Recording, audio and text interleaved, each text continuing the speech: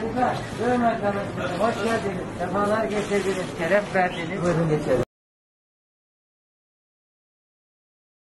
Biz de pazardaydık o zaman. Bizim orada bir tane pazar vardı. Biz de o pazarda tezgah açmıştık. O abi geldi, dedi ben İstanbul'dan gelmişim, acıkmışım. Ona döner aldık, kavun kestik, yedirdik. Bize teşekkür etti, bize tablet verdi. Sizin videolarınızı izlediğim zaman ben gerçekten gözyaşımı tutamadım. Dedim ben bir arayayım dedim. Aradık ve ulaştık, sağ olun. Siz de davetimizi kabul ettiniz. Ben kimi duyduysam herkes ya biz de tanışalım, biz de görelim. Bu çocuklarımız bizi çok etkiledi.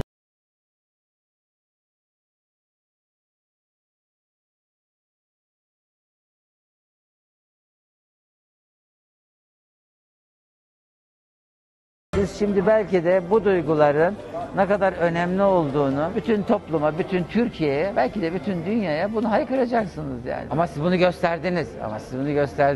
Siz bunu yaptınız. Sizi tebrik ederim. Ne kadar kişiye iyilik yapmanın güzelliğini anlatıyorsunuz ki bu büyük bir örnek. Yani sizi ne kadar tebrik etsek azdır.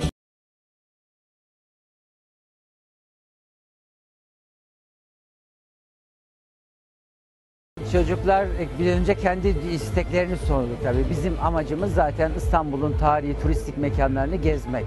Yani bir Ayasofya, yeni açılmış Ayasofya'yı gezmek, Sultanahmet'i, Eyüp Sultan'ı.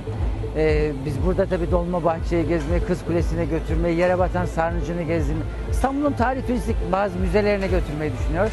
Ama onların istekleri var tabii. Diyor ki mesela Tuzlusu'da diyor, ben denizde hiç yüzmedim diyor.